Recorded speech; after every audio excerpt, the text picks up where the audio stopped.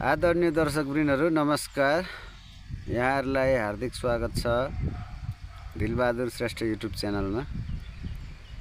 हामी सधैँको जस्तै एउटा रोचक भूत सम्बन्धीको चाहिँ रोचक अनि डरलाग्दो चाहिँ एउटा प्रस्तुति लिएर चाहिँ आएको छौँ। अब फ्रेममा देखिराख्नु भएको छ, यो चाहिँ उहाँलाई घटेको घटना हो। अब बाँकी कुरा चाहिँ उहाँले तपाईँ हामीमाझ सेयर गर्नुहुन्छ। त्योभन्दा अगाडि म के भन्न चाहेँ भने हाम्रो च्यानललाई भिडियो मन परेमा लाइक, कमेन्ट, सेयर, सब्सक्राइब गर्न पनि नबिर्सिनु होला भन्दै अब म उहाँ हाम्रो अतिथिसँग चाहिँ जोडिन चाहेँ। स्वागत छ यहाँलाई। हजुर नमस्ते। अनि के कस्तो छ तपाईको चाहिँ रोचक घटना चाहिँ अब हामीलाई सुन्न एकदम आतुर भइराखेको छ। अब हजुरले चाहिँ ढिला नगरिकन आफ्नो घटनाक्रम चाहिँ अब बयान गरिदिनु होला। हुन्छ, घटना अलि रोचकै भन्दा नि अलि दुःखको भनौँ न, अलि भुतकै भनौँ न, विशेष गरी भुतकै। म चाहिँ पहिलोचोटि मलामी जाँदा चाहिँ घटेको मेरो जीवन वास्तविक भनौँ न नै घटना घटेको भएर चाहिँ म वास्तविक कुरै गर्न जाँदैछु। म चाहिँ पहिलोपटक मेरो गाउँमा चाहिँ एकजना मान्छे भनौँ न आफन्त आफ्नै दाजुभाइ खलक भनौँ न, आफ्नै दाजुभाइ भनेपछि बुझ्नु बेच्नुभयो। अब बुढै भनौँ न, बुढै भएर चाहिँ बेच्नुभयो। उहाँ बेच्नुभयो। अब लगभग बेलुकाको दिउँसो नभइकन बेलुकाको 7-8 बजीतिर उहाँ बित्नुभयो। उहाँ बितिसक्नु भइसकेपछि चाहिँ अब मर्या मान्छे घरमा राख्ने कुरो भएन। गाउँका सबै दाजुभाइ आएर चाहिँ अब आजै लाने भनेर चाहिँ म चाहिँ फेरि पहिलोचोटि क्या त्यहाँभन्दा अघि गएको पनि थिएन। पहिलोचोटि चाहिँ मलामी जीवनमा पहिलोचोटि मलामी जानुभयो गएको। अब हाम्रो त लगभग घरदेखि त्यो चेनघाटसम्म भनौँ न जानको लागि घरदेखि त्यो मसान घाटसम्म चाहिँ लगभग 3 घन्टा पैदल यात्रा हिँडिसकेपछि चाहिँ त्यहाँ पुग्न सकिन्छ। हामी करिब उहाँ बित्नु चाहिँ लगभग बेलुकाको 6 बजीतिर उहाँ बित्नुभयो। अब उहाँ बितिसक्नु भइसकेपछि अब गाउँघरमा यता हल्ला खल्ला हुन थालिसकेपछि अब सबै भनौँ न गाउँका दाजुभाइ आफ्नो इष्टमित्रहरू आएर कोही रुन थाले, कोही के गर्न थाले होइन। त्यस्तो घटना भइहाल्छ। नघट्नु घटिसकेपछि अब त्यो मान्छे त्यहाँ राख्ने कुरो भएन। नभइसकेपछि लगभग 2-3 घन्टापछि उहाँको दाजुभाइ आफ्नो भनौँ न छोराछोरी आएर चाहिँ अब भनौँ न त्यो नआइकन त्यो लास उठाउने कुरा भएन। आइसकेपछि अब गाउँघरका सबै भनौँ न सबै घरबाट एकैजना आउनुभयो।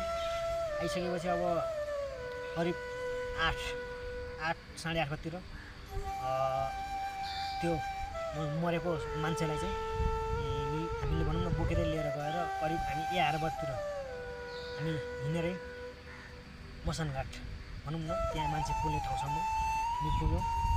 यताउता गर्दाखेरि लगभग त्यो लास पोलेर सकिनलाई चाहिँ 3 घन्टै लाग्यो भनौँ न।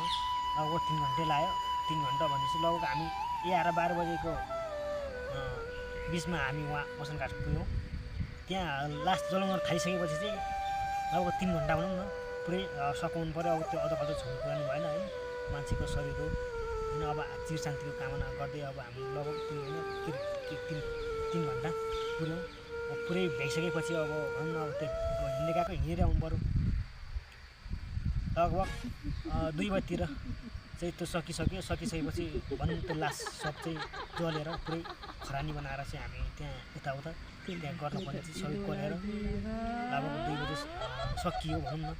सकिएपछि हामी सकियो लगतै हामी लगभग त्यहाँबाट हामी 2:15-2:30 को हाराहारीमा त्यहाँबाट हिँड्यौँ।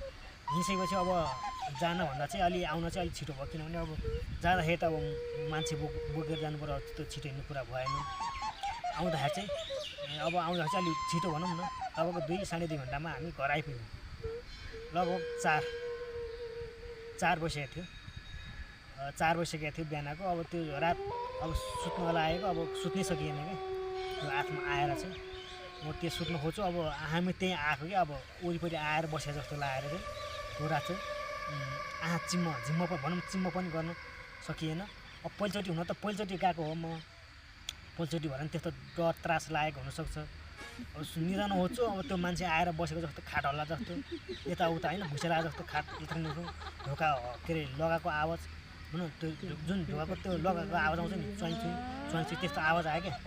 अब निदान होछु जतिखेर पनि त्यस्तै आवाज आएर चाहिँ म त्यो रात भनौँ न अब 4 हुँदा अब बिहानको 4 बजी सुतेको भएर हो कि पहिलोचोटि मलाई गएर आएर सुत्या भएर हो कि त्यो अब कुनै मलाई त जहाँसम्म लाग्यो त्यो पहिलोचोटि मलाई गएर आएर त्यो मरिया मान्छेको आत्मा चाहिँ आएर चाहिँ त्यो नदेको जस्तो आत्मा भट्केर आएर तपाईँलाई सतायो। हजुर त्यो रात चाहिँ म सुत्नै सकिनँ क्या।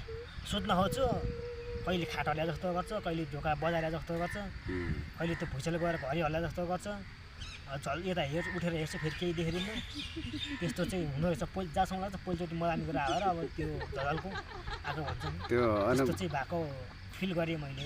त्यो अनुभव चाहिँ तपाईँमा भयो। हजुर हजुर। भनेपछि घटना तपाईँको जीवनमा त्यस्तो घट्न पुग्यो। हजुर हस् त, आफ्नो अमूल्य समय दिएर यहाँसम्म आइदिनु भयो, आफ्नो घटना सेयर गर्नुभयो, तपाईँलाई धेरै धेरै धन्यवाद। समय मिलेछ भने फेरि पनि हामी जोडिनेछौँ भन्दा अहिले बिदा चाहन्छौँ।